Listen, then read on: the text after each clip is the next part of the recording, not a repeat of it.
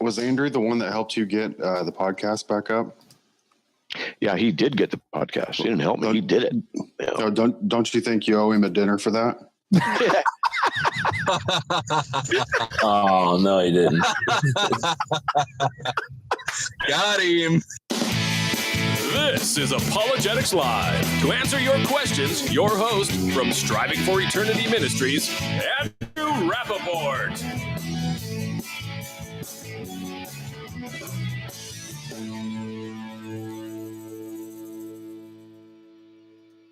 We are live, Apologetics Live, here to answer your most challenging questions you have about God and the Bible.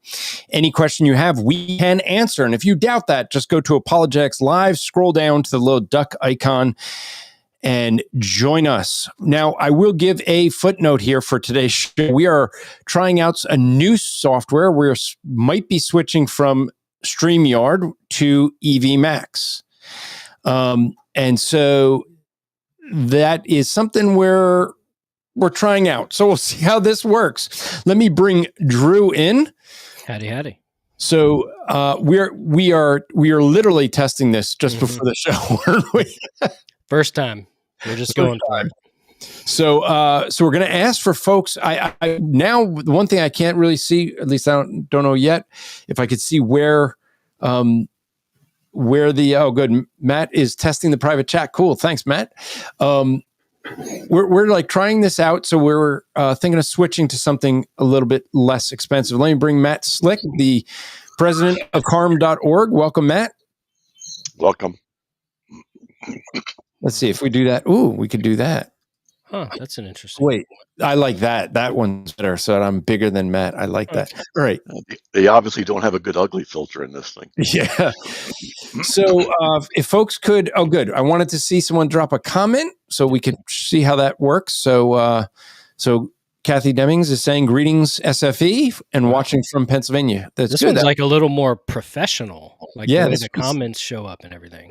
Yeah, that is looking good. And so we are trying this out because, StreamYard just jacked up their price. They doubled their price last year and they doubled it again this year. And so we're trying out a tool called EV Mux. So folks in the chat, let us know how you like it. If there's things you see working, not working, let us know. I think it's the tariffs. That's why the price went up. Yeah, maybe not. It was a good try. So what I want to talk about tonight is a couple different things I want to discuss. Want to talk about? I said I would address the Epstein files, and I didn't tell Matt or Drew. Well, Drew, I told you just before we went live. Mm-hmm. We're going to talk about a question we got about Israel. And that came in. And then the primary part of the show, what we have Matt on is to talk about his very depressing view of end times. Now, we're doing a series this month on different end times views. Last week, we had the king of Amillennialism, Keith Foskey. He had more of an optimistic view of end times. Matt has a depressitology view, as he calls it. That's what I call it, depressitology. That's right. And so, but I think, I want to try and get more than just one person on each view. So we're trying to do that. I do find this funny because we said last week that we should do Amillennialism again because poor Tom was traveling and couldn't be here to talk about his favorite subject. And yet he had to go to jail. So, okay. He's just visiting the jail doing ministry. He's not. I've always amazed that, Matt used to do prison ministry, and I was always amazed they'd let him back out. I'm just saying, I figured he'd be like, they'd look at him and go, "Oh, we thought you just belonged here." How'd you get out? A long time. You learn how to climb walls pretty quickly. Yeah, the southern border, they learned that too. Yeah. All right, so that's the agenda we're going to have today. We may have some folks come in. I'm going to ask, and I'll ask throughout, folks, if there's anyone watching on YouTube. I don't usually ask for folks to give us a super chat, but try, if you don't mind, even if it's just $1 or $2, just so we could see how those pop up. And so let's see. So Kathy is saying, Why are there purple crowns and numbers by names in the YouTube chat? I don't know. See, I don't see it. I'm pulled up in the YouTube chat, but I don't see it. But I do see that there's like a 10-second delay between our feed and YouTube. Okay. Now there are different colors or icons for some people who are members. I do know that. We have Tom's wife, Debbie, is saying he's in there now. So, Debbie, I just got one thing to say to you. The fact that they let your husband out of the jail every week, I'm just saying you should be grateful every week he comes home, just that they let him out, They might go, hey, he's like Matt. He looks like he belongs here. All right. So let me address, and I purposely didn't talk to either one of you guys about the Epstein files because there's been a lot of discussion, and I want to present a different view than what everyone's been discussing with the Epstein files. And I think Matt's going to have a view that will be different, and I'm going to see if I can convince both him and Drew that I'm right. We'll see. So that'll be the challenge. Okay. So here's the thing, right? Everyone is now that they've said, okay, there's nothing out there. There's no client list. There's, there was nothing but child pornography. The only one that was, and I'm trying to keep this family friendly. The only person who was doing anything with these young girls was Epstein and his whatever the girl he was with that's in prison right now. I want to say Maxine, but I forget her name. The one that used to get the girls. So here's the thing that I want us to think about. Everyone's now saying, okay, Kash Patel, Dan Bongino said there is no list. There are no videos. There's no blackmail information. There's nothing there.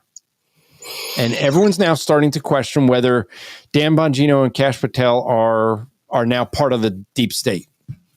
Okay? There's been a lot of conspiracies whether Jeffrey Epstein had this client list. He had blackmail information on different world leaders. He had people to his island and on his plane, and then he'd get them with young girls and take videos and then use it to blackmail them. Then there was a thought that he was actually a CIA agent, and so he was part of the state, and that's why they won't release any of this. And so those are the different conspiracies. So let's take a step back and let me ask you a question. Epstein had been there. Okay, so I personally believe that the truth is usually Occam's razor, the simplest solution. Okay? And so with that thought, let's go back in time and think when Epstein became big news. I mean, Epstein was kind of out there doing stuff, but he wasn't a known name. Right? People didn't know his name until one event. And the idea of the client list, where did it start? It started with the media. If you think back, it started with the media. And who was the client that they said was in this supposed client list? Trump. His name is Donald Trump. They had a picture of Trump with Jeffrey Epstein. And they were using that to say that Trump was on this client list that they supposedly had of Epstein's, and he was a client, and he had gone to the island and was on the plane until Trump was able to prove he was never on the island and was never on the plane.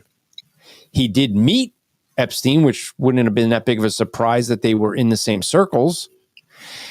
But I wonder, could it be that what ended up happening was that they, in their desperation, try to get Trump any way they can? And if you don't think they've been trying to get him any way they can, just look at his court cases where judges decide that they're going to reevaluate real estate. They're a better expert on real estate values than people who do real estate evaluation for a living. Right? They just make up charges against him. And so I think they were desperate. And I think what you had was, in that desperation, they thought that they would have something that they can smear Trump with, and it backfired because it was more liberals like Bill Clinton that had been there to the island and on the plane, and then it made them look bad. And they backed away from it then because they couldn't stick it to Trump, but it was starting to stick to others like Bill Gates and Donald and Bill Clinton and Prince Andrew and others, right? Mm-hmm. And I think it backfired on them. And that's why on the Democrat side, they just wanted Epstein to go away. And so could it be that he actually killed himself? And that this was just something that ended up being, his earlier cases were just incompetence? Or could it be, the simple solution, you got a guy who has a lot of money. Could he be paying people off? I think this is a simple solution to it, to what we're seeing. And I think that if we go back, I think all the conspiracies rest upon one thing, a client list. The assumption there had to be a client list. And could it be that it was the media creating the narrative of a client list to try to get Trump? So I will open it to you guys. What do you think about my proposal? Possible. I don't know. I don't know either, but I do have like I just have questions, right? Like, wasn't Jeffrey Epstein, before he died, supposed to be testifying about some of these things? Wasn't Maxwell, the lady, wasn't part of her turning herself in, she was supposed to be testifying about this client list, which is why she turned herself in. There's just I have a lot of questions about that. Like, and then you have when the idea of the client list came out and Trump came into office, his whole thing was, we're going to release the client list. We have people going through it now, and they're going through the client list, and they came out with all these binders that supposedly had the client, right? And then all of a sudden it doesn't exist. So like, why was all that going on? Right? I just have more questions. So I will say that Trump's handling of it with Pam Bondi seemed interesting, because like Trump just seemed to add, it was like he cuts, if you heard the clip where he cuts off the reporter and he's like, why are we talking about Epstein? That's all, we got so many other things, good things to talk about, Pam Bondi's handling of it is interesting, but when you look at Maxwell, she was never charged with the client list. There was discussion where in the media, right. She was charged with human trafficking, right. Of bringing girls to Epstein. Right. In both Epstein's, he never went to trial, but in what they were charging him with was him with underage girls. With Maxwell, it was her trafficking girls. Now, for Epstein's part, because they were underage and going across state lines, those were some of the issues. Mm-hmm. Right. Yeah, I know the charges, but I think their agreement to testify was based on that there were more higher ranking people involved in what they were doing, like Bill Clinton or Now that's the assumption. Now I will admit it is kind of interesting because I would love to know what went on. It is interesting that Bill Gates' name comes out as having been to the island, and then his wife divorces him. So, right. I don't know. Is there something there? Now, first off, let me be clear. Did I expect that the Trump administration, Matt's back, I'll bring him in. Do I expect that the Trump administration would find any documents when they came in? Of course not.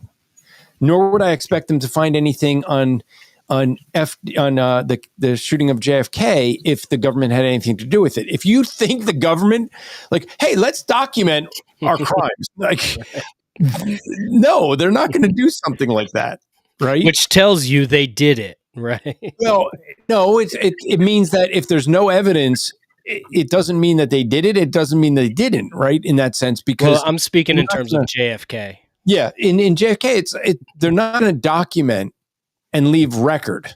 Mm-hmm. Okay. Now we do have the issue. Pam Bondi came out and said some things. You know what I mean? She made statements that made it sound like there was something there. Yeah. And it was interesting that Trump praised Kash Patel and Dan Bongino and not Pam Bondi with this stuff. I almost wonder if Bondi, and if I watched an interview with her and where she was saying some of this stuff and she looked nervous, like she was trying to figure out how to answer things.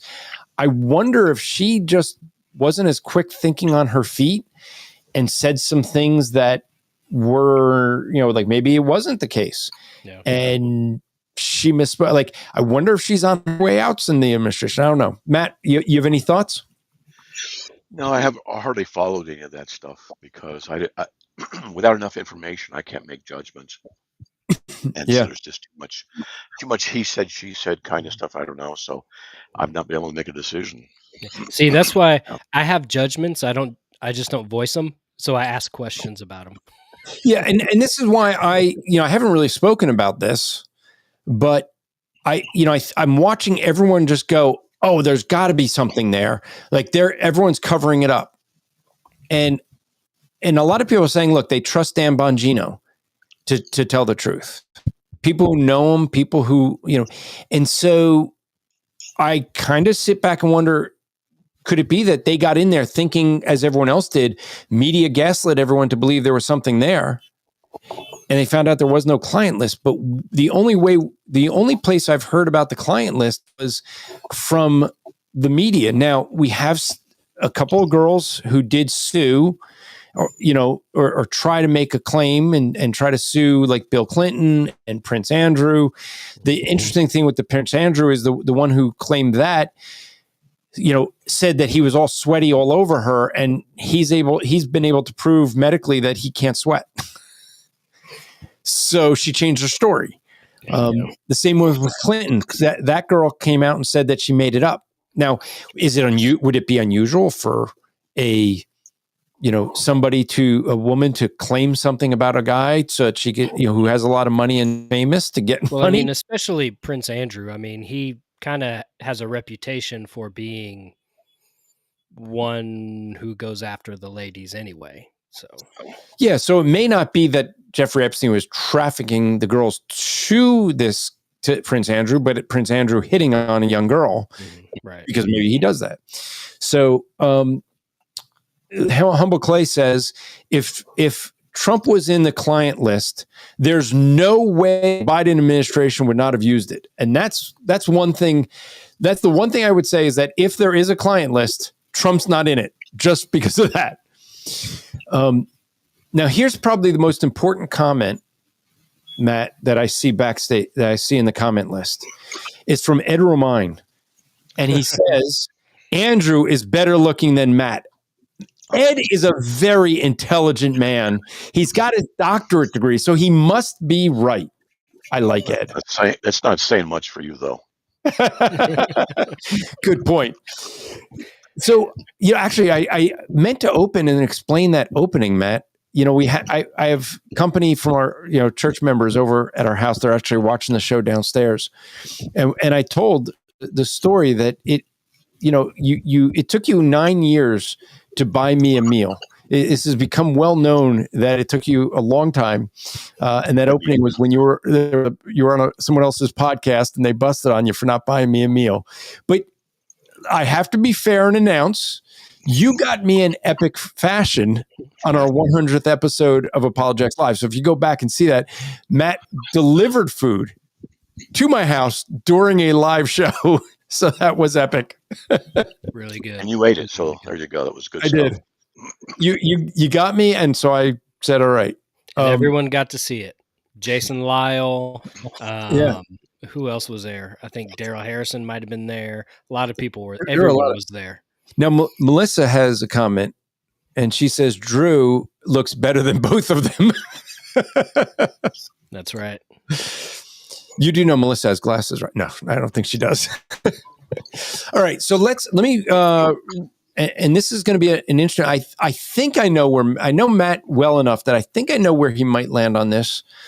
I think Drew, a previous show we did on Israel, that I think I know where you would land on this, but I think this will be a good discussion to have before we get into millennialism. And this is on dealing with Israel that a lot of people are, well, let's just say challenged with. There's people coming out with books that Israel, the church is Israel, the true Israel, and we shouldn't be supporting the current state of Israel. It's not Israel. And I explained that this would be kind of hard to give a short answer via email. So I told this individual, Marilyn, that we'd answer it here. So she says, "Dear Andrew, first off, I wanted to say that I first saw you being interviewed by Dorian Virtue on YouTube, and wow, you are amazing. I learned a lot." See, Matt, some people do think they can learn something from me, just because you don't think so. Wait a minute.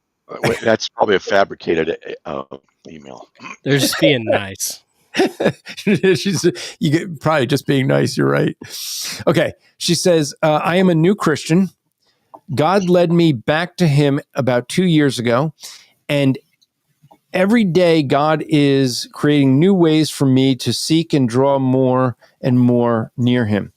I love learning more and more who my Father is.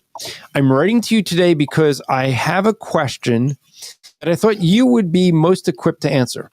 Is the current state of Israel, the one established in the 40s by the UN, is that the same Israel that I'm reading about every day in the Bible? Since I'm still very new to God, I don't know what to think about the current ongoing conflict in the Middle East. If you don't mind, what is your opinion of all of this? And lastly, what does God say about all of this?" So we got a bunch of things there. I think some of this is going to lead into the discussion tonight on amillennialism, which this is a view of the future events. And it'd be good to see last week's show where we had a different view than Matt's on amillennialism, and Matt's going to explain his view soon. So let me give the answer I gave her in short. The short answer I gave was, in short, it is not the same Israel. I said it is, and it is not the same Israel. As a nation, it is different from the Israel from the Bible is different from the current Israel. Not a kingdom, but ethnically, it's the same. So it's made up of the same tribes of people, in a sense. The current state of Israel, the one in the 1940s, from 48 when it was established. But when we get into asking the question, and this is really, I think, theologically where we have the conundrum, is how we view Israel today, whether it's the same Israel from the Bible. And some in the covenant theology camp have gone so far as to deny that there's actually a state of Israel today. I don't think Matt's going to be willing to do that. I think Matt acknowledges there's a state of Israel today. Israel exists, or the descendants of the true Israel. To some degree, we can't validate genetically, but God has promised to bring his people back. They did, May 14th, 1948. The nation was solved. So the house of Israel, the covenant, God's done with Israel yet. To what extent that is there, and how much are those people in Israel, the actual Israelites? I think there's a lot of them who actually are. And, some of it's up for grabs.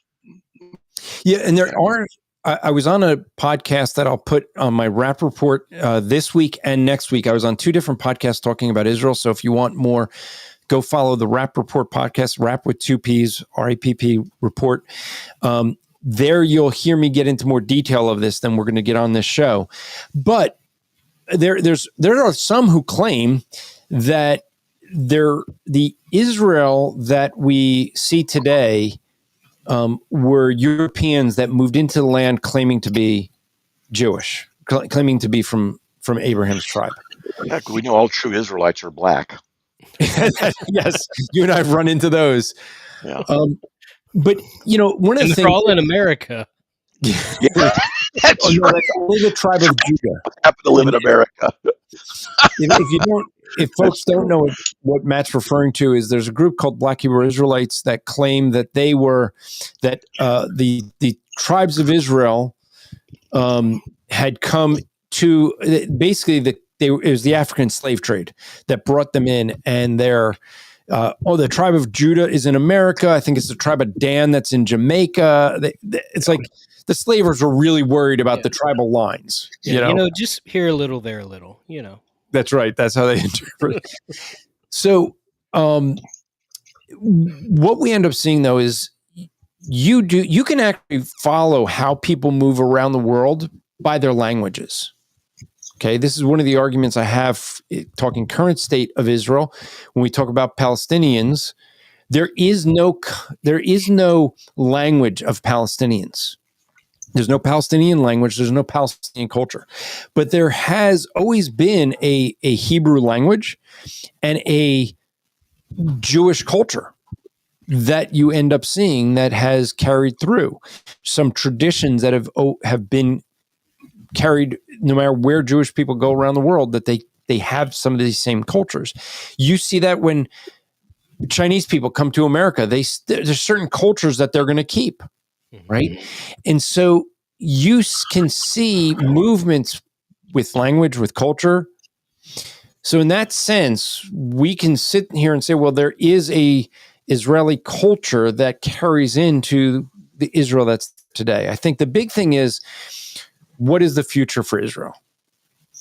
And that is where we'll get into in a moment. Now, Matt, I believe you do believe that there's a future for Israel and God's plan, but you're amillennial. Is that correct? Yeah, I'm not a replacement theologian, completely and totally. Israel, there's been a partial hardening, Romans 11:25-26, excuse me, until the time the Gentiles has come in, and then all Israel will be saved. That's a prophecy. The time of the Gentiles is not ended, so God's not done with Israel yet. Now we can go into, if you want, we can go into Revelation 17, I think it is, 16, 17, where it talks about 144,000 people from the 12 tribes of Israel, 12,000 each, and they go out into the world and preach and teach. So personally, in my amillennial view, I think the covenant break, because they rejected the Messiah, that we Gentiles are then grafted in, that when that time God has ordained is fulfilled, then he's going to return his attention back to Israel and use them mightily. And that's just what I believe. And how that will work out, got this issue. And you are a covenant theologian, correct? Definite covenant theologian, absolutely. So I'm saying that because, on one of the shows I was interviewed on, I argued that a covenant theologian does not have to, just because you believe in covenant theology, you do not have to say that God can't be doing something with Israel. Right. And I have unusual views anyway. I'm a pessimist, amillennialist. That's, depressing eschatology. I believe in the continuation of the charismatic gifts. And I believe I believe in the rapture, and the first one's taken at Christ's return of the wicked. And so, most people shy away from it. You're a Presbyterian with a degree from a Lutheran seminary that goes to a Calvary chapel. No, a Lutheran college, Presbyterian seminary, and I used to go to Calvary Chapel. Yeah, I was baptized by Chuck Smith, the founder of Calvary Chapel. Wow. But, yeah, and I believe in the charismatic gifts too. So, I'm a mishmash. So it's easy for anybody to find one particular tenet that I hold to and throw the baby out with the bathwater because of it, because I'm obviously heretical in something. But the point that I want to point out for folks is the fact that, you and I both see a future for Israel, but I want, I was on, Foskey posted something about Israel. A lot of people were giving him a hard time. Some people calling him anti-Semitic. And I went onto the page and said, listen, I'm both an Israelite, being from the tribe of Levi. I am dispensational in my theology. And so, but I will, and the question is the Israel today God's chosen people? And I would say this, the Israel today is under God's judgment. That's what how they're serving God today. Because God is working through Gentiles as a judgment on Israel. And I think that's something that, whether covenant theology, dispensational theology, we can all agree. I do think that there's a future plan for Israel where God will be bringing them back into focus. It would be different maybe than the way Matt would. And so as I look at it, it's for Maryland, it's hard to answer. Because it depends how people have their view of Israel and the church. There's many different views on it. And I think that different people approach this differently. Where I would caution anyone is when you get so hard-lined, as I dealt with this week on Facebook, with somebody who outright said we should not be we shouldn't be defending Israel in any way as a nation or as a people.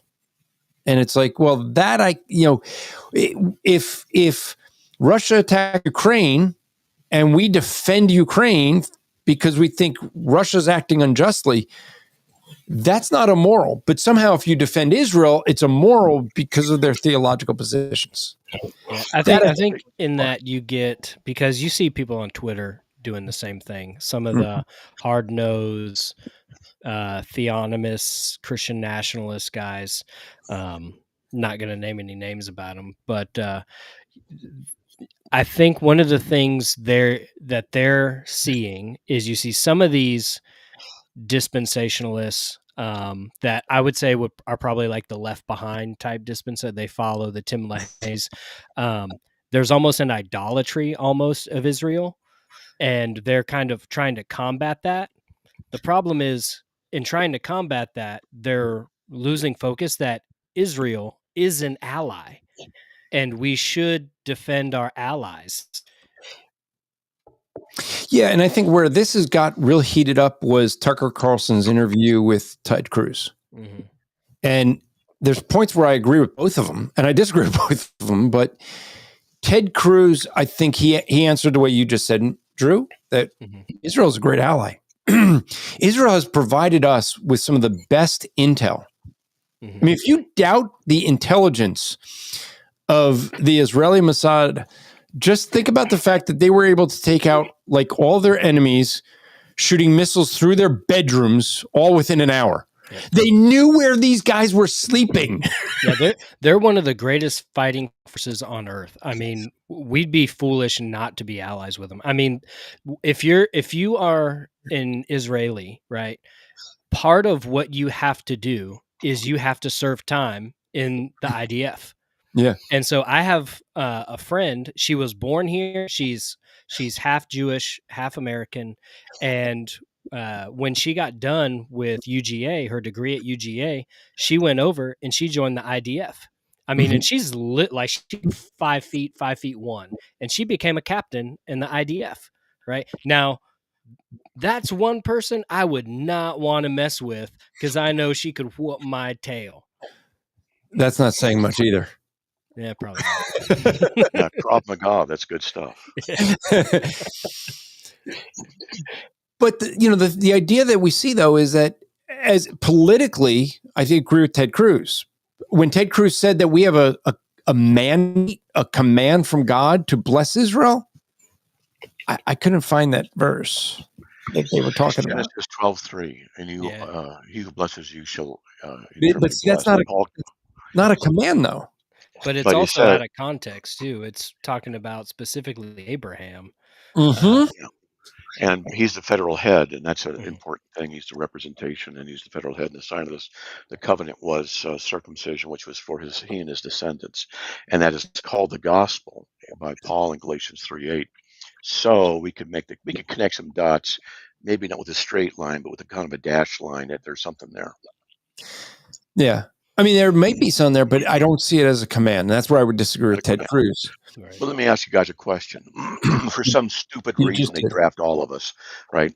And they say, you can go fight Russia. I'd go, okay. And go fight, Syria. Okay. You can go fight Israel. No. No. Why would you not do that, Matt? Because it's God's people. And okay. I'm not going to fight against God's people. That's all. Now, I'm not saying every single Jew there is God's people. I'm not saying everything Israel does is perfect, but covenantally, God works with a nation. He said in Matthew 15:24, I was sent only to the lost sheep of the house of Israel. House of Israel means the nation group, the people group. Now, God knows who they are. And even as there were just a few righteous in Sodom and Gomorrah who got let out before the destruction, they represented just enough of righteousness there. Lot and stuff. And so even if there's just a few Jews who are legitimately authentic Jews in the nation of Israel gathered back, that's enough. I'm not going to mess with them. I just wouldn't. Interesting. Okay. That's me. So wait. I just want for the record. So you wouldn't fight with Jewish people against Jewish people. I fight with them. I'm just a moral reason, a moral. No, I'm just Drew. You could be my witness because I think I have video evidence of him fighting with me over paying a meal in a Chinese restaurant, a McDonald's. No, hold on. He wasn't fighting you. He was arguing with you. That's right. Okay? So no. Let's not confuse categories. There was a lot of pushing and shoving. What is some pushing and shoving? And Andrew, wait, I believe I heard a story about you dealing in deception because he gave his card to the hostess and you came back and took his theft too. Deception and theft. Theft, not deception. Not deception. I took his. It was definitely theft, though. He took my credit card and kidnapped, basically. Yeah, and there was the time where the Matt went in, like, true story. Matt goes into this Chinese restaurant. He gets there early, like half an hour early or something, so that he could talk to the manager and be like, look, I have to get the bill. Make sure I get the bill. And so the manager did that. He hand walked the bill over to Matt. The problem is Matt didn't talk to the cashier like I did. And the cashier is the one that takes the money. So I paid the cashier and Matt's holding the bill. But she just figured out what the bill was, charged me. And Matt was like, but I got the bill.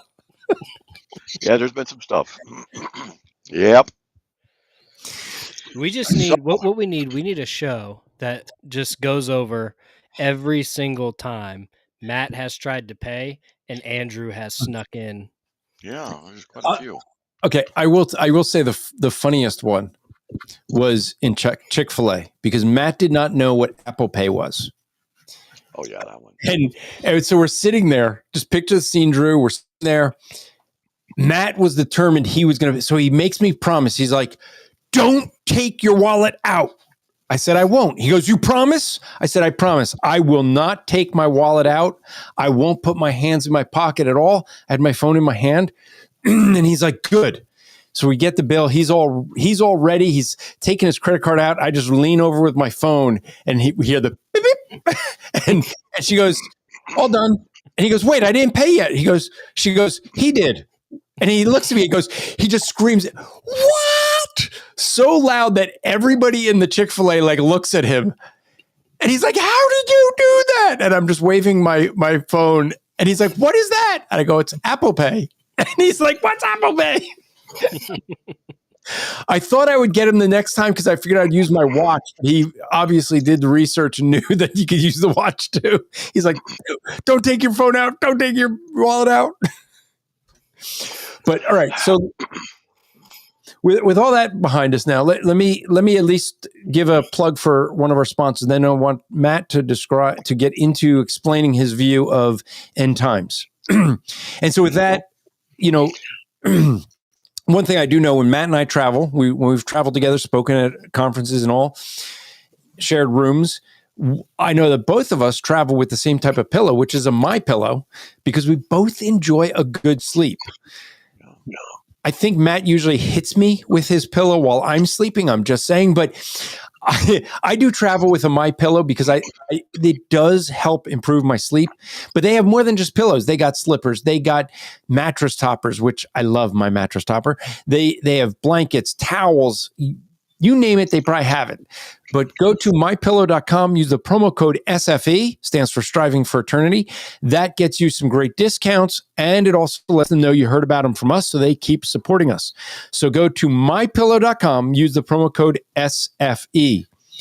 The other thing you could do is use some Bible software that both Matt and I use and love very much, which is Logos Bible software. And if you go to logos.com, that's logos.com/SFE. Not only can you get some good discounts, but there again, using that code, they'll know that you found them through us and they continue to support us. So Logos is what I personally think is some of the best Bible software out there. I love it. It's a very, very powerful tool. The nice thing is the way they've done it now, unlike the way Matt and I have done it, where we've paid for our libraries where it costs a lot of money, they now do subscriptions. And if you're to do it pay for 2 years in advance, you're basically paying $7 a month. And you can get yourself a basic library. So for what might be just a cup of coffee at Starbucks for 1 week, one cup of coffee at Starbucks can buy you a month of Logos. Just think of it that way. And so if you want to get yourself some great Bible software, just go to logos.com/SFE. All right. So as we get... I want to say something about Logos. Well, I want to say something about my pillow. I take it to Europe with me. And I use it. I have a topper. I use that too. I love it. Seriously, it really does help. I'm just saying it. But the Logos I take my notes from apologetics and I put them in my verses so that if someone's, for example, talking about baptism and they bring up a verse, I got so much research in there, my notes. I'll go to that verse. I'll see a little folder. I click on it and a window opens up with my notes on that specific verse. So it's a very, very great tool. I use it all the time. Yeah. It really is. Yeah. The mattress topper, I will tell you this, Matt. I had a guest on my Rap Report podcast, a pastor, who said that they basically were making the decision whether to buy a brand new bed. And they felt they really couldn't afford a new bed, but their bed was like 30 years old. And so what he did was he went and he ended up just buying a mattress topper from My Pillow. And he said it felt like he got a brand new bed. Hey, yeah, I got one. I'm serious. It's really good, and I'm not getting anything for this. And he didn't ask me to say it, but I use it, and I'm glad. Yeah. And you didn't ask me to say this, but Joanne did. So let's mention this: is you can also support CARM.org. It's a great ministry. If you haven't been to CARM.org, but if you want to support them, go to CARM.org. You can support there. And Matt, that is the ministry Matt has been doing for. Should be coming out close to 30 years now, right? Over 30 years. I'm thinking about doing something, a 30-year gathering, like maybe in Denver area. Just meet at a hotel if anybody wants to go. Yeah, I like that idea. We did one for, was it 20 or 25? I forget when we did that. Did the 20th year, and that was awesome. Yeah. Awesome. It was so good. We also did some for your birthday, which was in winter. And when I decided I'm not coming to your birthday, I'm never going to go to Idaho for winter. Yeah. So just Drew, if you haven't heard that story, we hit black ice. And people staying at my house, you were staying, yep. Dave was staying, Luke was staying, and we come back from my birthday party. Okay. A lot of black ice, a lot of traffic stopped, and I'm the one who slid and hit 2 cars out of all the hundreds that are on the freeway stopped, and the 2 cars were the guys who were staying with me at the house. It was 3. It was 3. So Matt, 22 car accident. Okay, 22 cars had an accident on this black ice. Matt managed to hit only the 3 cars that were staying at his house. Boom. Very slight. Very slight. So he bounced off of us. He bounced it. He hit us first. He bounced into someone else and then bounced it. And so the police officer had so many people that had to take reports from. And we said, hey, can we go? And he's like, no, you got to stay. And after a while, Matt goes, hey, look, can we just get going? Because like everybody that I hit is staying at my house. And Matt's like, well, yeah, it was my birthday. And like the only cars I hit were people that are staying at my house. And all of us were sitting there. And he's like, wait, he hit all of you guys. Yeah. And your friends. Yeah. He's like, yeah. He's like, it wasn't like a big fender dip bender. It was just a slide with like 5-10 miles an hour kind of thing. Anyway, yeah. Yeah. So let's talk about amillennialism. Your view. You have a view of the this age and the age to come. Now, New age model. Yeah. So as we go through this, for folks who were here last week to hear what Keith had, you're going to hear a different view of millennialism here, where Keith was more optimistic and Drew came out and finally admitted he's not post-millennialism, but went to the dark side and is, now millennialism. But he's an optimistic millennialism.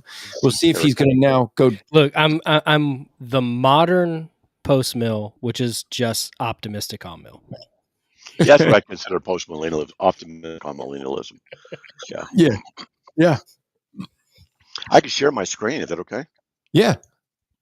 That'll be good. We haven't figured out how to do that with this new software. So let's see. Share screen. There's a share and I'm going screen. to go to that, and it should work. Let's see.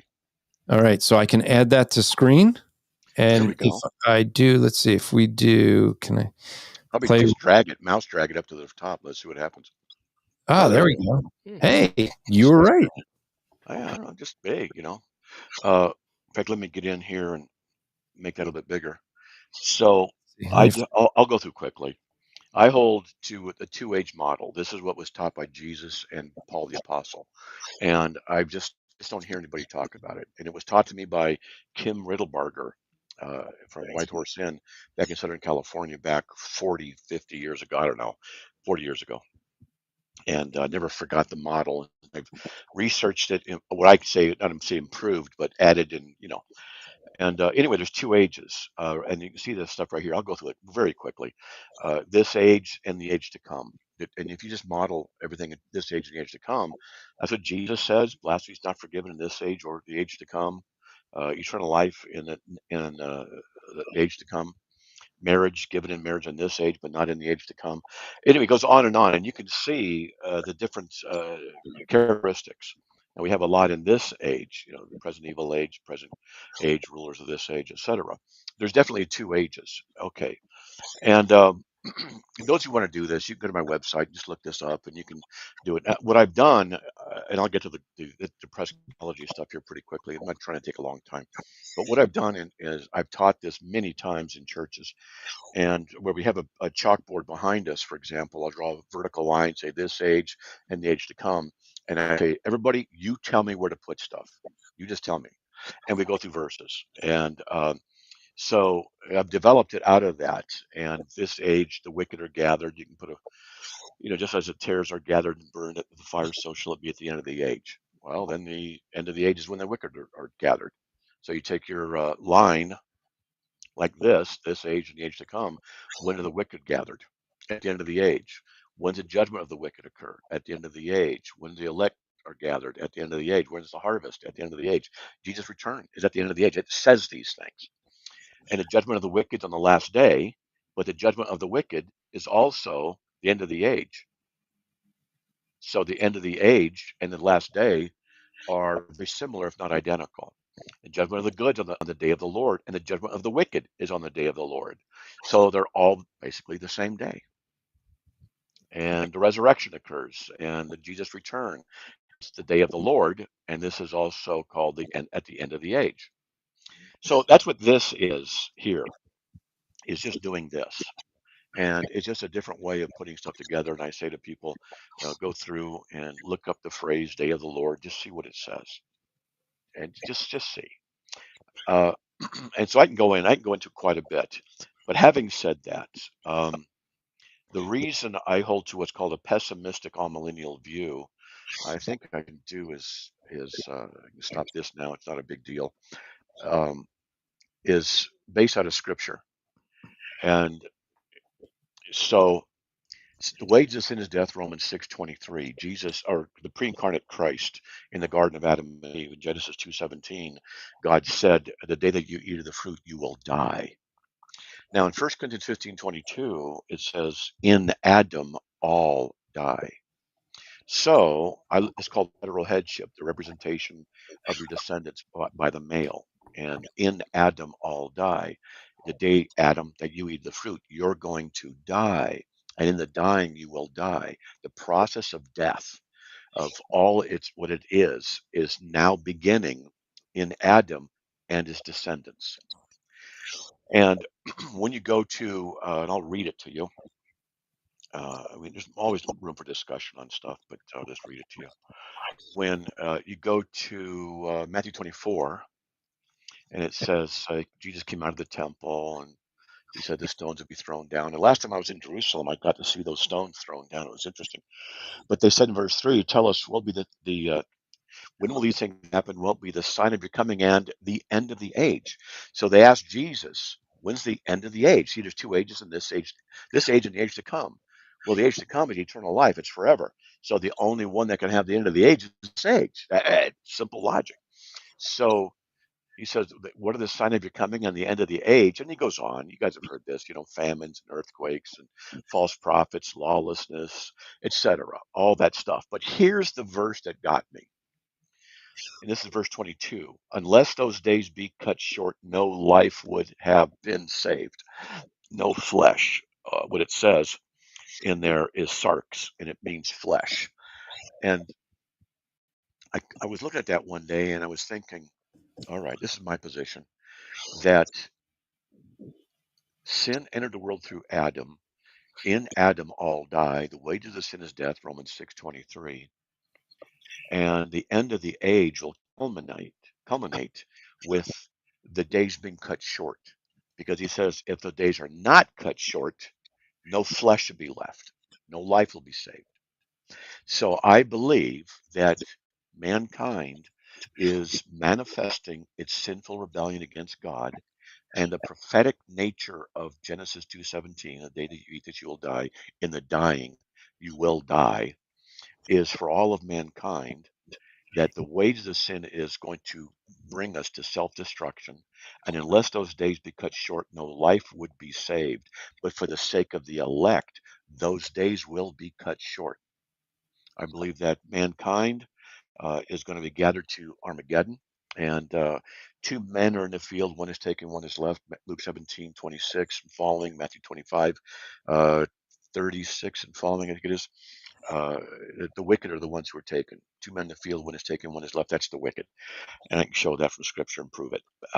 And so when you go to Matthew 13, roughly 30 through 40 range, the parable of the wheat and the tares, he says the first ones gathered are the wicked. That's what he says. Love to go together till the end of the age. I'll say to the reapers, first gather the tares and gather them to be burned. And then in 10 verses later, in verse 40, 41, 42, he says, and this is at the end of the age is when this occurs. And I'm going quickly, but here's a summation. Adam's sin entered the world through him, Romans 5:12. He represented all people, 1 Corinthians 15:22. Sin is going to bring death, Romans 6:23, and all mankind will bring itself to destruction, but those days have to cut short so that the flesh will be saved, Matthew 24:22. And that the wicked are going to be the ones maybe transported to Armageddon. That's another topic. Two men in the field, one is taken, one is left. And they ask, where are they taken? He says, to where the body is, the vultures gather. You're taken to a place of death. That's the end of Luke 17.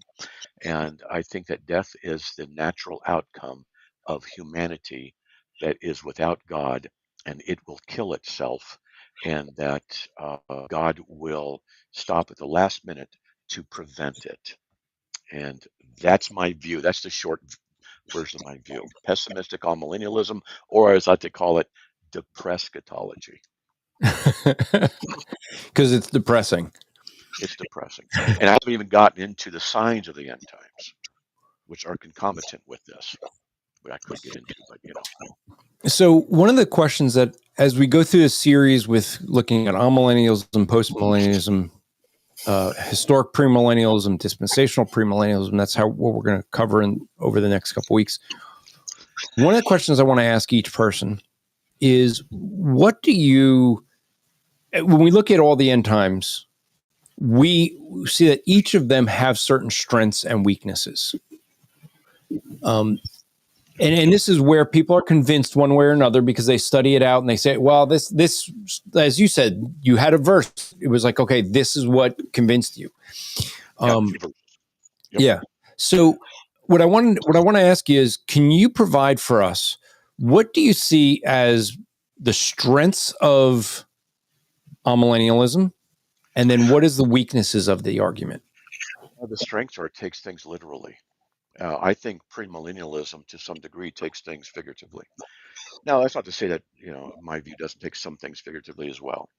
But uh, the plain, in my opinion, this is my opinion, is that the plain reading of Scripture necessitates amillennialism, particularly when you go to Thessalonians 4, 2 Peter 3. I can get into that if you guys are interested.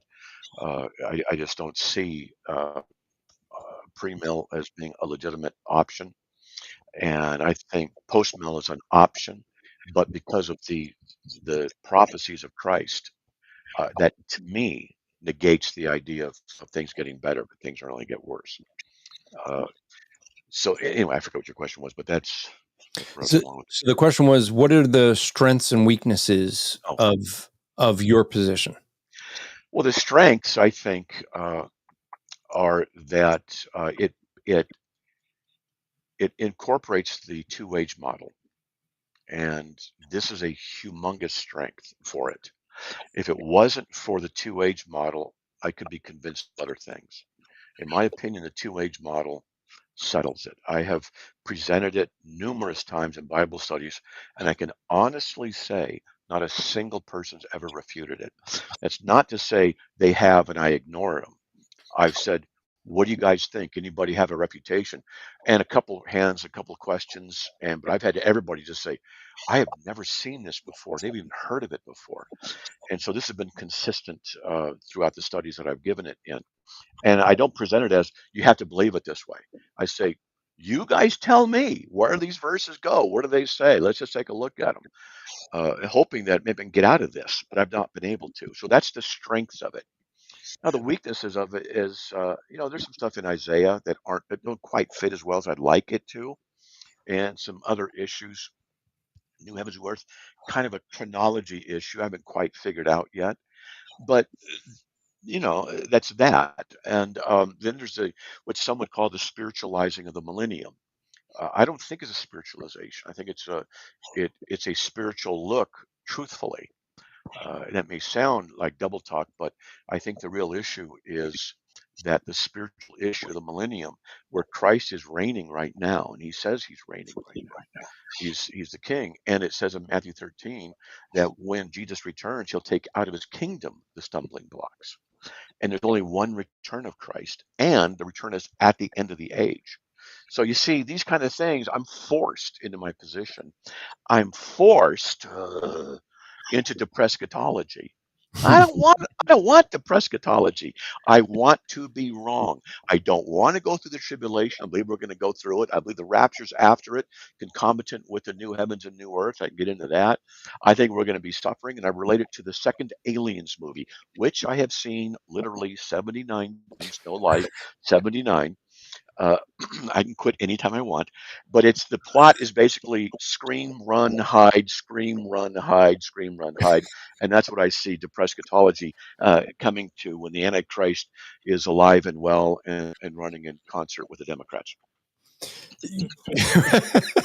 He just slips that in. That's sort of scream, run, hide. That's sort of what I do when I see you in person. Well, usually with you, it's run, hide, and later you scream. But yeah, I guess the order doesn't really matter. So let me ask, because you mentioned something, and I know, Drew, you're going to have some questions, but you said that you feel amillennialism is more literal. Now, most people would look at that, or at least from a dispensational perspective, right? People would look at that and say, well, dispensationals would be more literal, because they see, for example, the big one that comes up, the 1,000 years in Revelation 20, they would take that literally, that there's a literal 1,000 years, where you would take that spiritually. So, and folks that are watching, I should have said at the beginning, you're not going to see, even though Matt and I would disagree, this show, what we're doing in these is letting people voice their different views. Even when we get to the view that I hold, I'm going to let the guests express their views. That's what we do. I have Here you go, Andrew. Open Air Theology says I'm out of so Tom may actually get in here. Good. He said he was on his way home. And I should also say that if anybody wants to join in, ask any questions, you can do it in the chat. But another way you could do it, best way to do it is to go to apologeticslive.com. Just scroll down to where the duck icon is and join us there. That's the best way. And I'm going to say again, if anyone is on YouTube and wants to drop us a super chat, so we could we don't mind the money, but the reason I'm saying that is just so that we can see how that shows up in this new software, so that as we're playing with it. So Tom will come in shortly. We'll have lots of things to say about amillennialism, I'm sure. So Matt, let's take the example of the 1,000 years in Revelation 20. Right, I would see that dispensationalists or premillennialists would take that as a literal 1,000 years. So when you say that amillennialism is more literal, what do you mean by that? And then you can apply it to Revelation 20, but maybe apply it to other things as well.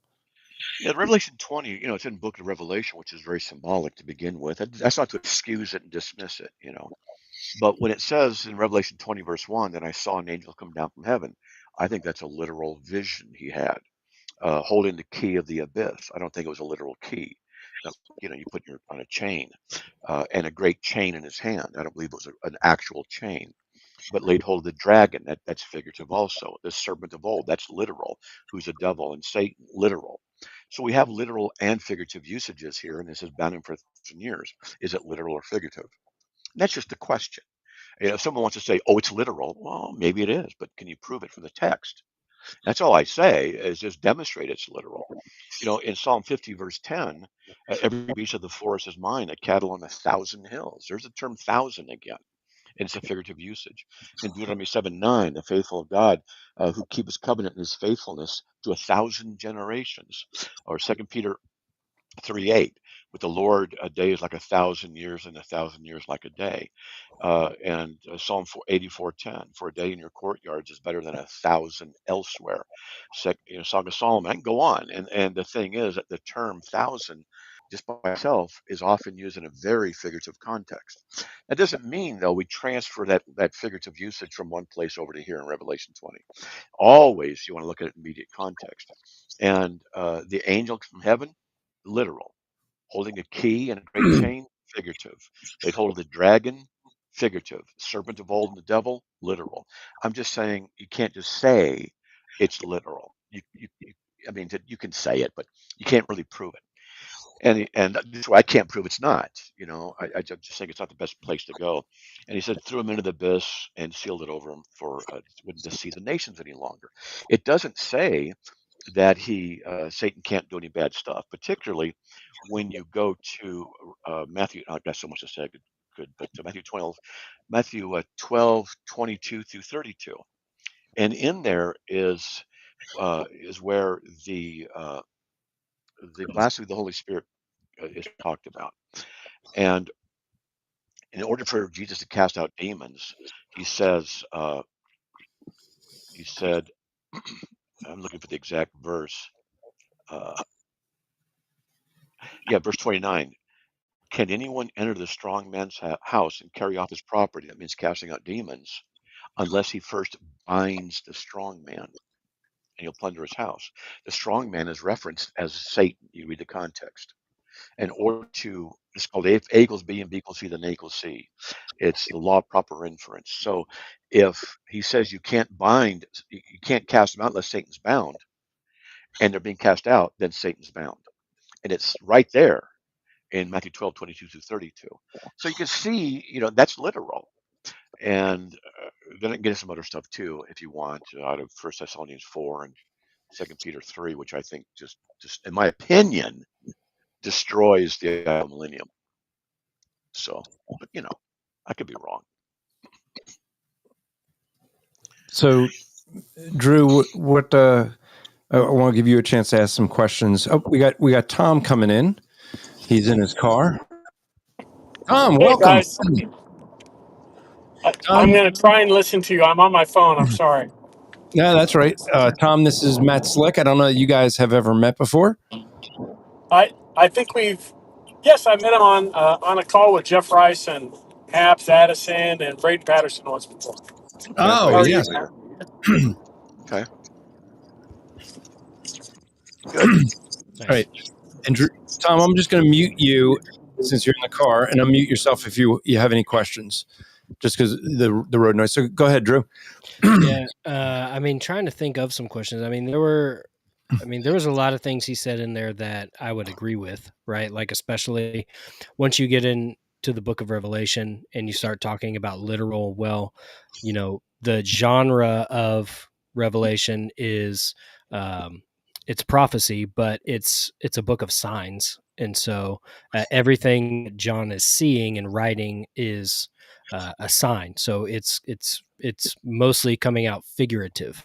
And this is Matthew 24. I would view Matthew 24 as the destruction of the temple, at least up to the part where he talks about one taken, one left, right? Because he brings in the reference of Noah in the last where he talks about my word will by no means pass away.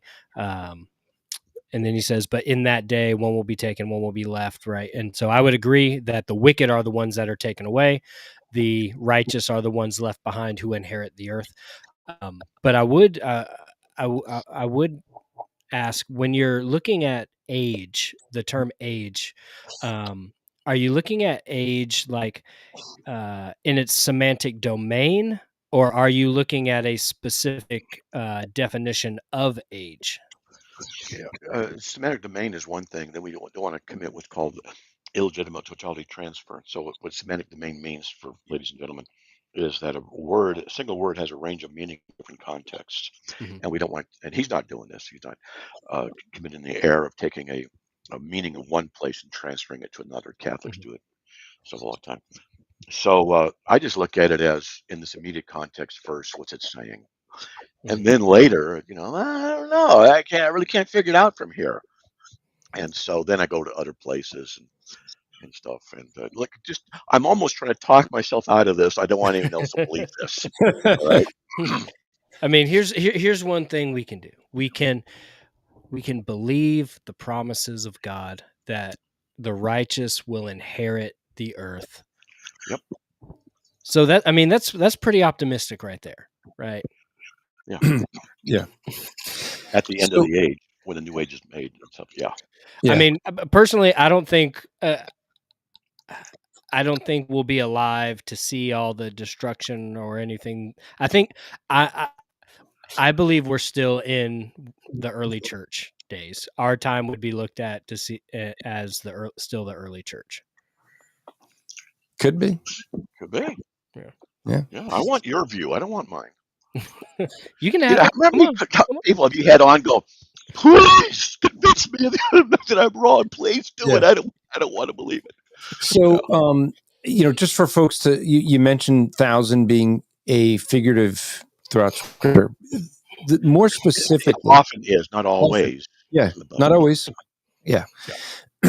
So for folks to realize the 1,000 years, that those two words appears 10 times in Scripture, 6 of which are in the passage we referenced, Revelation 20. So it only appears outside of Revelation 20 in 3 verses: Psalm 90, Ecclesiastes 6:6, and twice in 2 Peter 3:8.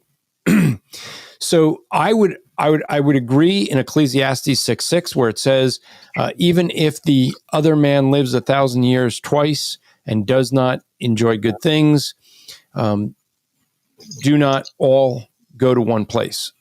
That could be figurative. But in Psalm 90, verse 4 and 2 Peter, I would actually argue that it's being used in an illustration, but for the illustration to work, it has to be taken in a literal comparison, because what it's doing, Psalm 90 says, for 1,000 years in your sight are like yesterday. So it's comparing 1,000 years to a day, which is exactly what 2 Peter does when it says, but do not let this one fact escape your notice, beloved, that with the Lord, one day is like 1,000 years and 1,000 years is like one day. So I agree with Matt that in Psalm 90 and 2 Peter 3, you have it in an illustration. But where I think Matt and I might disagree is I would say that illustration is requiring a literal comparison of 1,000 years to a day. It's not saying it's a literal 1,000 years and a literal day, but the comparison of the two, which is the focus of it, is comparing a literal 1,000 years to a literal day, meaning a really long time to a short time. So I don't think that gives an argument one way or another of how to interpret Revelation 20, because I think it's a different style of a different style of literature, right? Which Matt already addressed, that it's more prophetic. But in Revelation 20, Matt, we talked about this with Keith, so I'd be curious to get your take on this. Is in Revelation 20 where it talks about the binding of Satan. As an amillennialist, so you believe, and I'll reiterate this from last week. So for some it'll be, repetitive, but for those who are new here this week, you have the different views. So premillennialism would be the idea that Christ is going to return before a millennial kingdom, which would end up being 1,000 years. Postmillennialism is going to be there's this new age of Christ on earth where there's going to be a kingdom, the golden era. The golden era, and Christ comes at the end of that. And a socialist utopia. I haven't watched too much news, the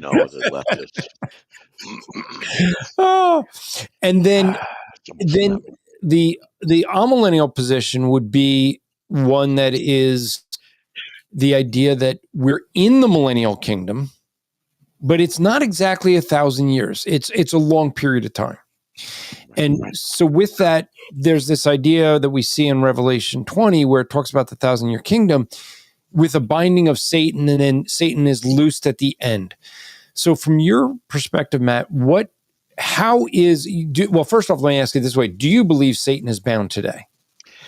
I suspect he's not. And when you hear me talk, you're going to see a lot of all mills really defending their position. I have a lot of ambiguity with a lot of stuff.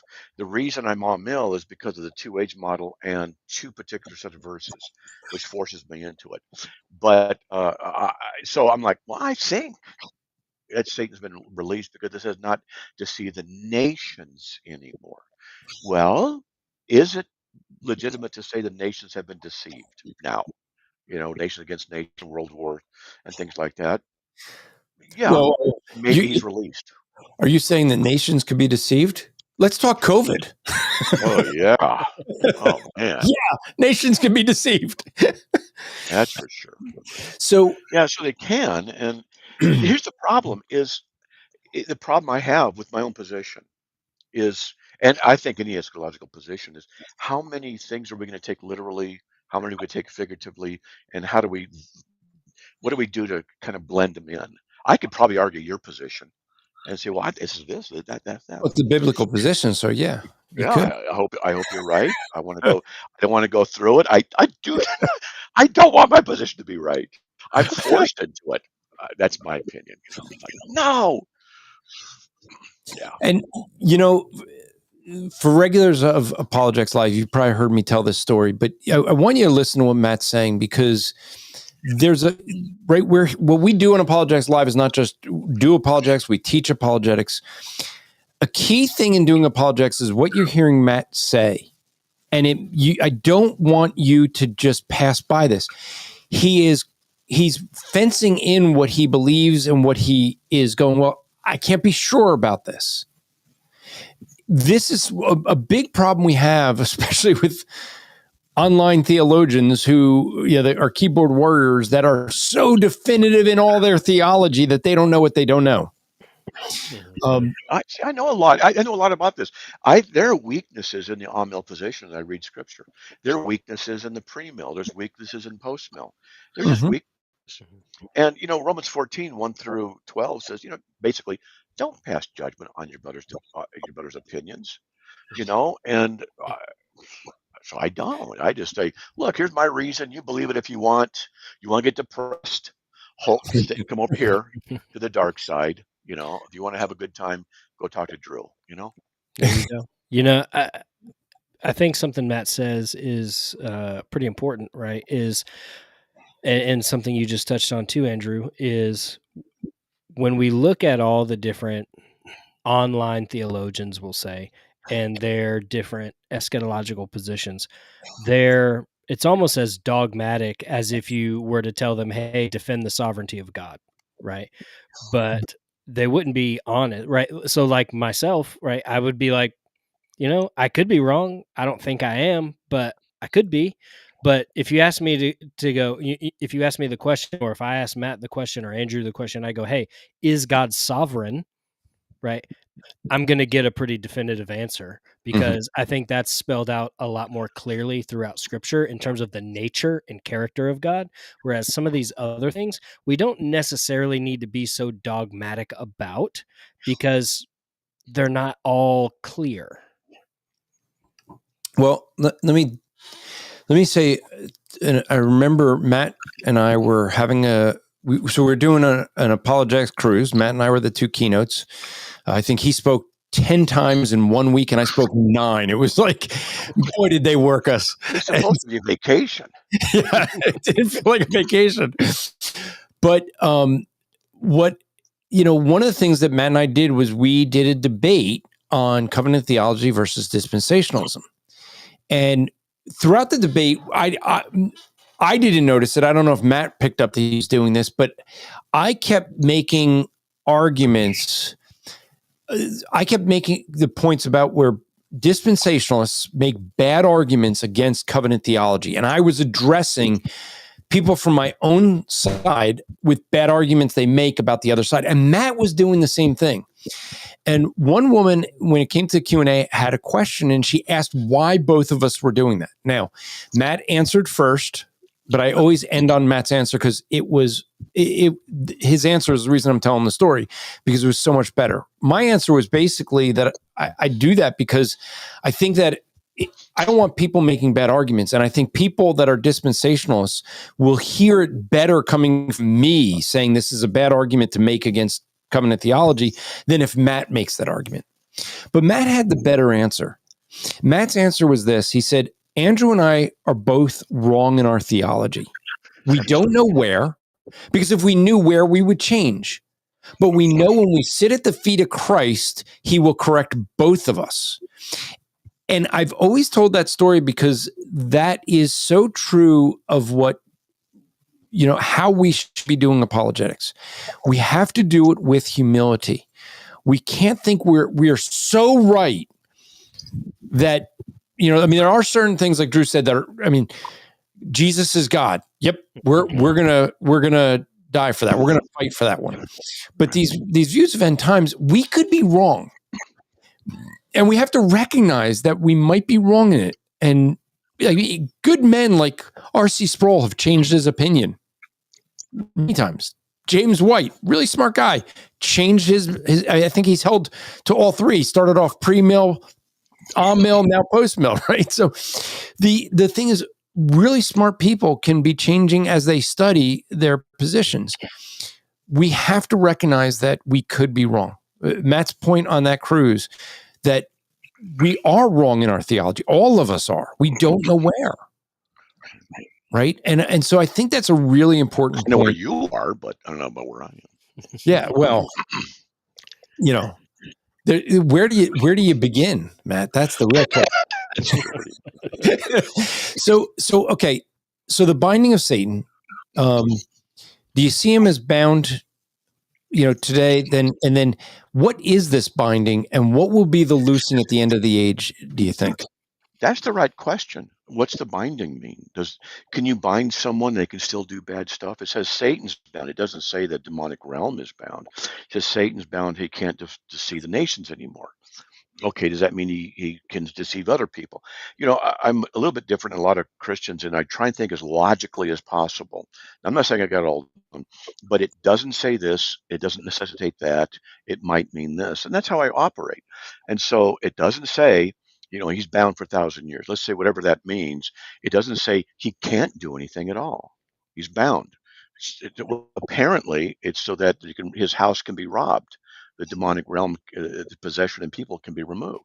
But in Revelation 20, the bounty won't deceive the nations anymore. Here's another question: is that binding in Revelation 20 the same one of Matthew 12? And I don't have a good answer, because I can't say it is, I can't say it isn't, because he's bound in both senses. Is it two different senses? If it's only one sense, well, then we could derive some conclusions out of it. If it's two senses, we could derive different conclusions. And that's why I say constantly, heck, I don't know. But I'm Amil, not because of all of that. I'm Amil because of two verses, which we can get to if you guys want, and the two-age model. And that's what did it for me. I'm like, oh, crap. And so I had to believe that. And I'm trying to fit all the rest of it in. And then when I went on to eschatology, it just made everything worse. So, It did. Matt, why don't you go into the verses that you really focused you in and convinced you?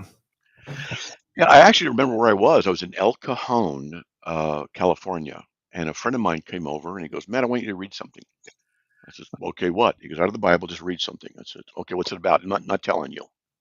This is exactly how it went. And I said, okay, well, what is it? And he says, I'm glad that telling you. I'm not the only friend that gives you a hard time. Yeah, he did. Actually, it seems to be a trend with all your friends, actually. Yeah, Why is that? But I still remember it. This was back 45 years ago. I'm 68. I'm old. And I said, well, what's it about? He goes, I'm telling you. Well, what do you want me to do? I don't want you to do anything. I just want you to read them. He was completely nothing. I said, okay. And he said, there's no chapter breaks in the Greek. And I said, yeah. And he goes, okay. So 1 Thessalonians 4:16 to chapter 4, verse 2, for the Lord himself will descend from heaven with a shout, with the voice of the archangel, and with the trumpet of God, and the dead in Christ will rise first. Then we who are alive and remain will be caught up together with them in the clouds to meet the Lord in the air. And so we'll always be with the Lord. That's the rapture. No problem. Therefore, comfort one another with these words. I'm comforted by that. Now, as to the times and the epochs, brethren, when this is going to happen, you have no need of anything to be written to you, for you yourselves know full well that the day of the Lord is like a thief in the night. Well, the rapture, the return of Christ, they're the same thing. Come like a thief like a day in the night. I go, okay, now what? He said, now read this. And it was 2 Peter 3:10.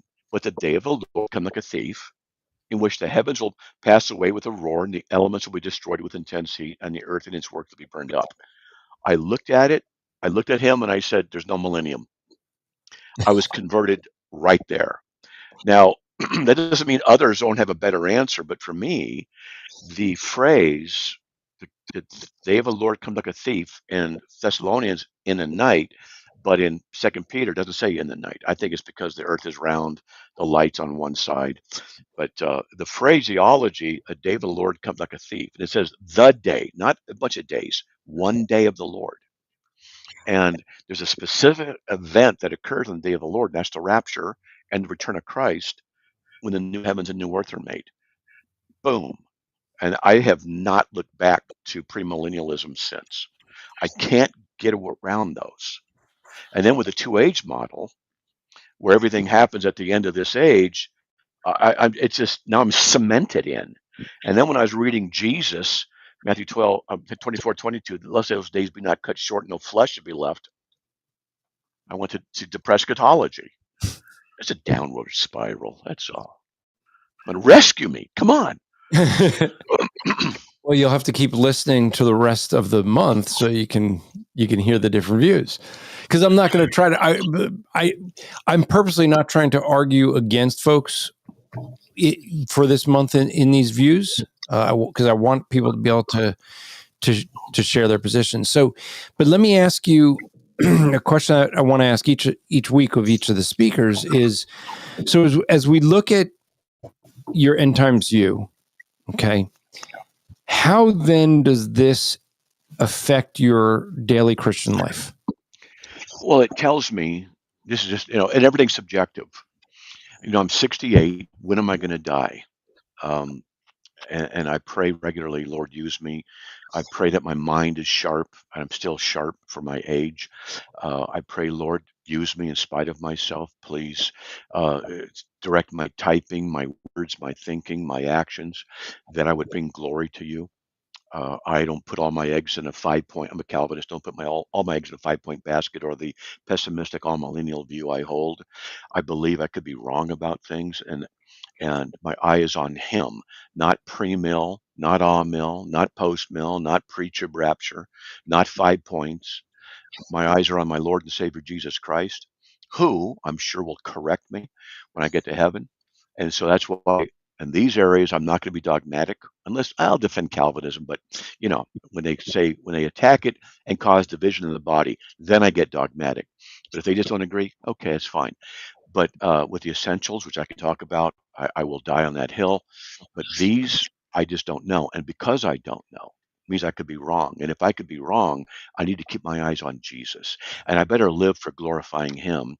I better live for preaching His gospel, do all my apologetics to break down barriers so God, by His condescending grace, might use this broken vessel of a fool to bring others into the kingdom that He's ordained. And that's it. And that's why if people don't agree with me, that's okay. I don't care. Maybe I'm wrong. And let's move forward and getting the gospel of Jesus Christ out. That's my attitude. That's why I'm so casual about it. It's like, whatever. Maybe I'm wrong. I want to be wrong. That's why. That's how it affects life. My ignorance is a source of comfort because I don't know what I know is absolutely true. Therefore, I turn to the one I know is true and trust His judgment, not mine. His wisdom, not mine. Okay. You are wrong in many areas. Absolutely. And I think I'm good looking too. There's another example. You and I have debated one another more than I think we've debated anyone else. Maybe because we've done many debates and we've done lots of different topics. We've debated charismatic gifts, covenant theology, first dispensationalism, baptism. Preacher rapture. I think that's really where I lean. Gosh, okay, whatever. Loser. I'm only saying that in contrast to everything else I just said because I know I can tease him. I hope you're right. That's seriously. Yeah, okay. I don't want to go through this. I've often thought about that. And folks, Matt has a radio show he does. So if you go to carm.org, you can see a link where you can listen live. I often wanted to just call in his radio show so that he would have to do this on the air, but to just say, Matt, I'm feeling depressed, so that Matt can show people how he when I'm down and out, Matt, I give you a call, and what do you do? Insult you. And when do you stop insulting me? When we hang up. It's simple. It's an easy relationship. I mean, what a great counselor. I'm going to insult you until you feel better, and I'm going to keep insulting you until you feel better. That's right. But it's a loving insult, and sometimes you'll call me up and I'll go, "What?" And you start laughing right away. So. Well, I was telling, as I said, we got someone from our church at the house, and it is open. Go ahead. Sorry. And I said that I called up your radio show once, and before I even got to ask a question or say anything, you just went, "You're a jerk," and I said, "You want to explain why I'm a jerk?" And you had to explain that I bought you a new grill because we were in Home Depot and it was over. We were fighting over there's a lot of pushing and shoving over who. And in that case, Drew, I didn't take his credit card. I did no deception. I just pushed him far enough away that he couldn't even reach giving the lady his credit card, and so my credit card was there. So for the one at McDonald's, a short version of this is I got ahead of you. You weren't feeling really well, so I'd actually he wouldn't order, so I couldn't pay for your food. So at least I could pay for my own, and then I pay and I walk over to the soda machine, and you're up there, ordering your stuff, and no lie of all things, the lady behind the counter goes, "Hey, Mister, whatever." I go, "Yeah." She goes, "Your card didn't go through." And I went, "No," and then he went. I remember that one. I think I saw that video. That one's got a video, doesn't it? Yes, there's a video to that where I'm holding up the receipt. I wasn't Gosh. feeling good, but I was so happy to have that receipt. And Yeah, I was like, oh, you jerk. yeah, No! it was Nathan who was. You were at the soda machine, and I'm waiting for food, and Nathan is going, Matt, your card didn't go through, and you just looked. And as I heard it, I was closer, and I just quickly reached over with my phone to do Apple Pay, and the look on your face was horror. Like, if you couldn't do anything. If you ever wanted proof of the Bible verse, pride comes before the fall. Matt was going, like he goes to pay, and he walks past me going, ha ha, I paid for my own meal, you didn't do it. And he goes to get a soda. And then that happened. No, I do have to admit, Matt, do you remember what the lady behind the counter said? No, something insulting. Matt and I both loved the lady behind the counter after this. She just looks at, like, because she saw the antics going. And when Matt walks up, she goes, you're a loser. You're such a loser that if there was a contest for losers, you'd come in last. That's really nice. I actually jumped on that one like a monkey in a cupcake. Oh, that was great. So for folks that, are looking at millennialism, right? What would we see a lot of people that hold to the view. I would say a lot of people think it's the most historic view. I mean, we see early church fathers, Augustine or Augustine, however you want to pronounce it, both premillennialism and amillennialism see that actually, I think all of them, every view of millennialism finds their roots in Augustine, right? Because he did believe Augustine. He believed in a literal 1,000 years, but he believed he was in it. So premillennialists can look and say, "Oh, see, but he believed it was literal." But when you look at the way he words things, he clearly thought he was in that kingdom, and that was the view pretty much held until I think it was Pope Innocent II. I think in like 1010, when all of a sudden they said, "Oh, well, the 1,000 years is figurative." But I think up till then, most people thought that the 1,000 years was literal. They were just in it. Yeah, that makes sense. And they were wrong. And that's why I think a lot of us could be just wrong. I think we'll probably all surprised, I think we might be more surprised when we get to heaven with who we don't see there and who we do. Well, when you get there, you won't recognize me. And the reason is because you won't recognize me without sin. Yeah. Yeah, I like what John MacArthur says is that he hopes that we'll be able to that I forget how he words it, but essentially that the Lord does enough sanctifying of us so that we could recognize each other in heaven. That the glorified state isn't so big of a difference, but I do think that it'll be big for all of us. Yeah, it's going to be a shock for me, but what's going to be like to actually not have pride and selfishness and foolishness and evil thoughts, and it's going to be different. And the best is just going to be being with the Lord Jesus. Mm-hmm. That's going to be the best, just being able to be with Him.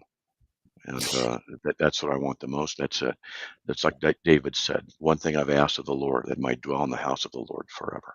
That's it. And so let's zoom in a little bit more on that, because that really is, and I know, personally from knowing you, right, that is your view. That is what motivates your view of end times, your understanding of theology. So let's dig into that a bit, because we see so much debate, especially with what's going on with Israel right now. There's so many people who are pushing back against dispensationalists and their view of Israel, and dispensationalists are pushing back on covenant theologians and their view of the church. And so as there's so much infighting within Christianity, Matt, what should be our view how tightly should we hold these things, and how should we live essentially? problem with ourselves is that we identify ourselves with a certain ideology, a team, a politics, a nation, and then we get intertwined with the self-value, worth, etc. of that identification. And it all can be ultimately a form of idolatry. The only place on the throne of our heart is for the Lord Jesus Christ. And so if we recognize that, in my opinion, if we recognize that he is the Lord God, that he is the sovereign king, that he's going to correct all of us when we get to heaven, and that he is condescending to use us in our foolishness and our sinfulness. I know myself, I have a sermon I preach every now and then. Who's the biggest sinner you know? And the goal is you point at yourself because you know your own heart. You don't know the other hearts, but you know your own. And you should know your own heart well enough to know that it's in great need of improvement, even as a Christian after all these years. And so, like you and Drew and others, if there's a post-mill in here or a pre-mill, I don't care. I hope that you guys are better right than me. And if we can learn to fellowship with one another, because the Bible says that the world will know you're my disciple, but the love you have for one another. John 13. We are to show that. And if we're to start saying, no, I'm right and you're just wrong because you're stupid, not smart like me, that causes division. It's sinful. It's not glorifying the Lord Jesus Christ. And that's my view is let's glorify him. And we need to stop our divisions and start working to evangelize. Like you and I, we have different views on lots of things. We've stood side by side, open air preaching in more than one place. And we'll do it again because all those things, they don't matter. What matters is the preaching of the gospel to the people who need to hear that truth. That's what matters. I spent a year trying to convince someone of my pessimistic amillennialism, but are they saved? I don't want an idol that I'm going to raise up before God and before people in my own heart to say this is what you ought to believe. Except you need to trust in the Lord Jesus Christ, that he's God in flesh. He died on the cross. He bore our sin in his body on the cross.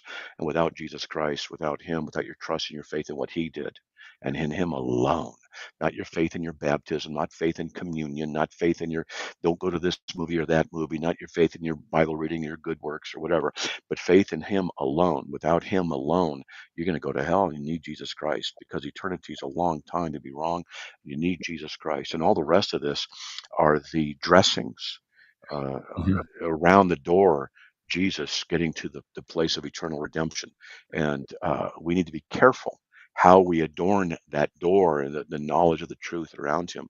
We need to be doing it with humility. We need to be doing it with consistency and a love for one another, because that's what we're supposed to do if Jesus is living in us. And we can tell, I'm almost done here with my little preaching, but we can tell when the idols in our hearts are being attacked or tipped over, when we start getting defensive about an ideology. Mm-hmm. Now that's not Jesus. We get defensive about Jesus. We're all three going to unite and jump on that. But like on-mill, pre-mill, okay, whatever. Charismatic gifts, okay. I believe in infant baptism. You don't? All right. Let's talk about the Lord. Let's defend the faith. Let's knock down barriers. Let's elevate the Lord Jesus Christ, bring glory to his holy and perfect and pure name. That's what I say. And that's actually why I think we've gone to conferences where people will invite you and I to conferences to do a debate, is because both of us have that similar view that we can do a debate. We can be good friends. We could have different views, but we can respect one another's views and not hold it against one another. And I think more people need to do that, especially in areas of end times. Especially, and even in Calvinism, a very strong Calvinist, and I can defend it very well, very easily. I've been doing it for like 35 years. I have it all kind of memorized stuff. But I don't care if you're not a Calvinist. I didn't even know. My wife had been married 38 years. And I think 15 years ago, I asked her, are you a Calvinist? She said, yeah. You are? She goes, yeah. I go, okay. And that's one thing I've been seeing, like with some of the people I've been interacting with on TikTok, right, is they're so anti-Calvinist. And I've told them, I've said, look, I don't care if you're anti-Calvinist. I don't care if you're against it. Just represent the position correctly. I could care less if you don't agree with it. Just actually teach what we believe. I'm amazed how many. That's a how different many idea. Yeah. I'm always amazed how many people I debate on Calvinism that are Calvinists. And if folks want an example of it, just go back. Oh, this would have been like 2021, I think. We did a debate on the channel with a guy, R.A. Fuentes. Yeah. And it was, I don't think you saw that debate, Matt, probably not. But what I did in the we had 2 rounds of cross-examination. So in the first round of cross-examination, I asked him, basically, I asked him what he believed, and I gave all 5 points of Calvinism without using the labels, just using definitions. And he agreed to all 5 points. And I mean, it's funny, you're seeing in the chat, people are like, boom, checkmate, gotcha, And at the end, at the 5th point, I just said, well, congratulations, you're a Calvinist. He's like, I am not. A second round, what I did was I asked him, can you define total depravity? Could you define irresistible grace? Can you do, and he had a wrong definition for all of them. And that's what I often find is people have a wrong definition for what they're fighting against. And so, yeah, like, don't mind if you disagree, just represent it right. That's right. Represent it. So Humble Clay says, if I can bring this up, he says, tell Matt I said, hey. So Matt, Humble Clay says, hey. Yeah, he's in the chat when I do my radio show, because for those who don't know, I've been doing radio for 20 years, 5 days a week, and he'll come in, he's been for a year or 2 or 3, I guess, and he's good, he's funny, he says funny things, and I got to not read what he says sometimes because it cracks me up right before the break's over, and I got to get on the radio. Yeah. So let's see, some of the comments that I starred, and Kathy Deming, when I mentioned about CARM.org, she goes, that is incredible, all the information on CARM. And it's a lot of years that Matt has been putting stuff out on CARM. Full disclosure, I used to be a board member at CARM.org. So, yes, I fully support them very much. A long time. Yeah, Ethan says, bring Matt back as a co-host. We actually, for folks that don't know, we started this show was Matt and I. I was the host and Matt was the resident apologist, although we're both apologists, but Matt was, and I didn't star this one, but Tanner had said, Matt brings out a lot of people. Matt, there's something about your personality, which different than mine, where you just get under people's skin and they want to fight you. They want to debate you. And so we get all kinds of people in here. My wife has an expression that represents that, and I've learned to imitate it. Yeah, and for folks in the audio, Matt just made a face and rubbed his forehead like ouch, this hurts. Kathy had said this. She said, "I appreciate the Bible Sojourner, Professor Gaiman, and his going."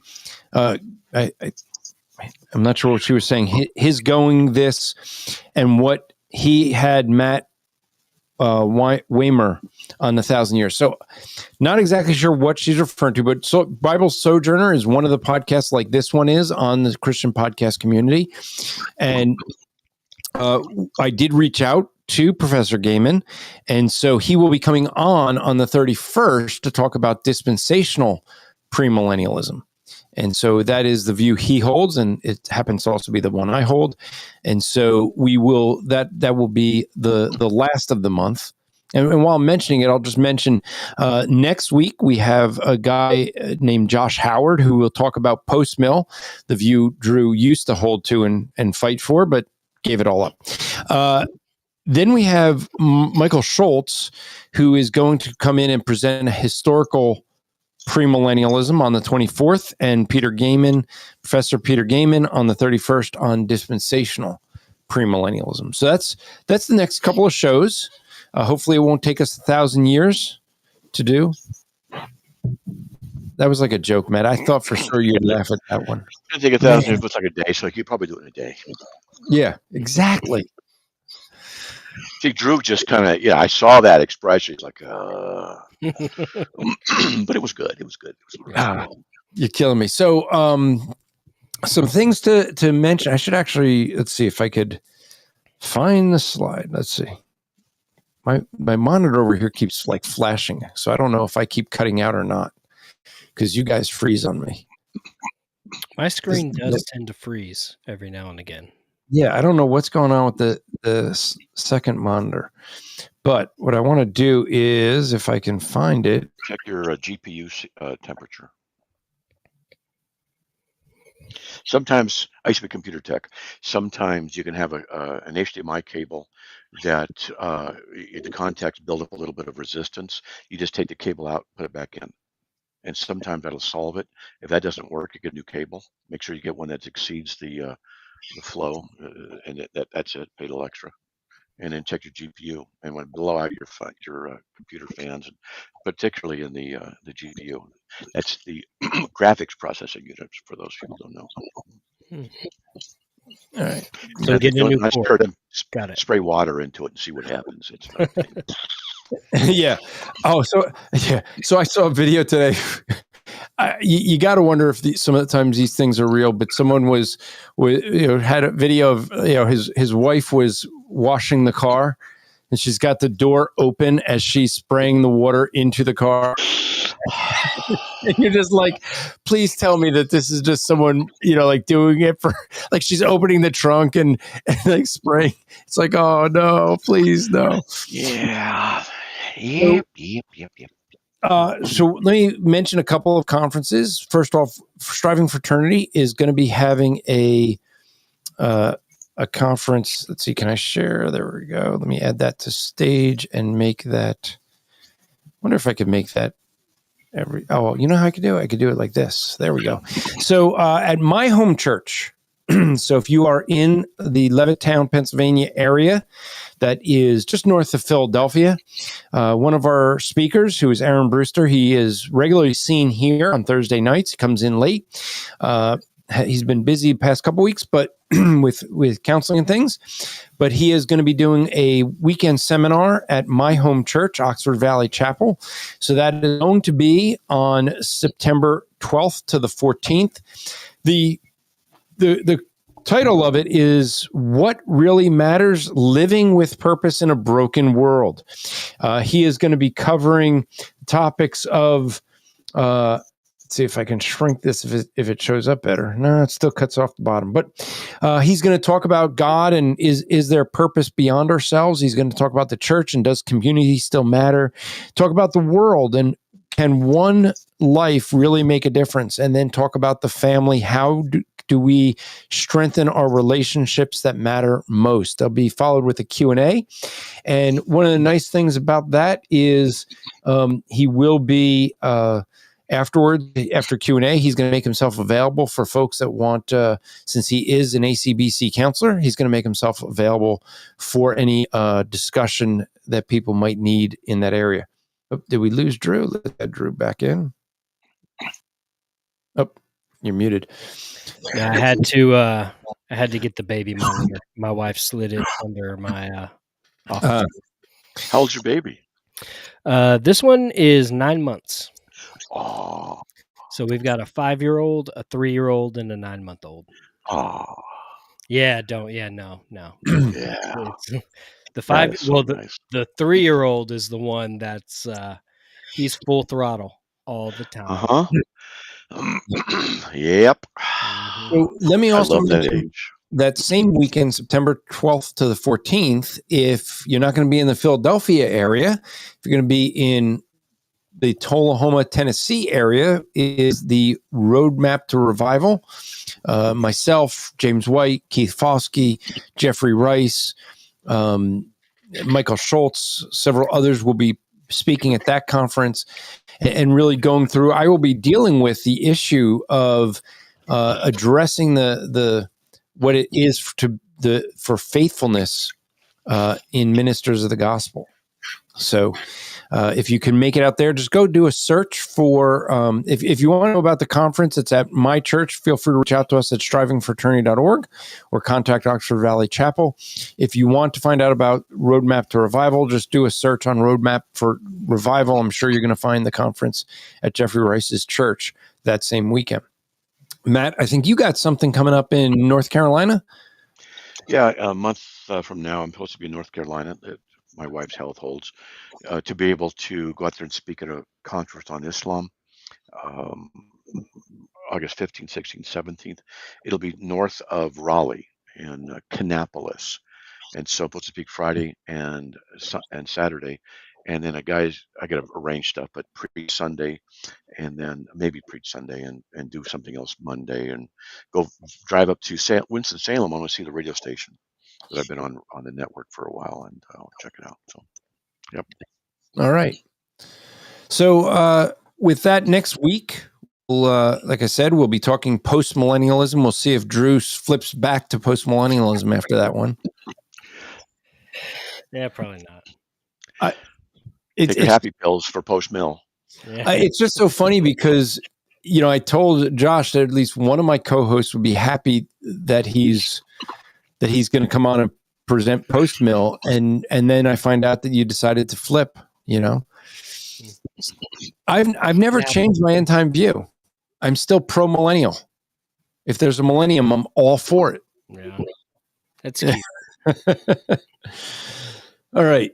So, Matt, thanks for coming in. Always good to have you in. Always good to glean from your wisdom. And you depress us with your view of end time.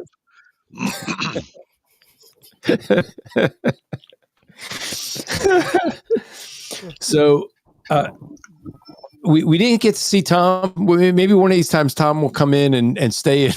He just came in for a little bit there. He was there and he was gone. And then he was gone.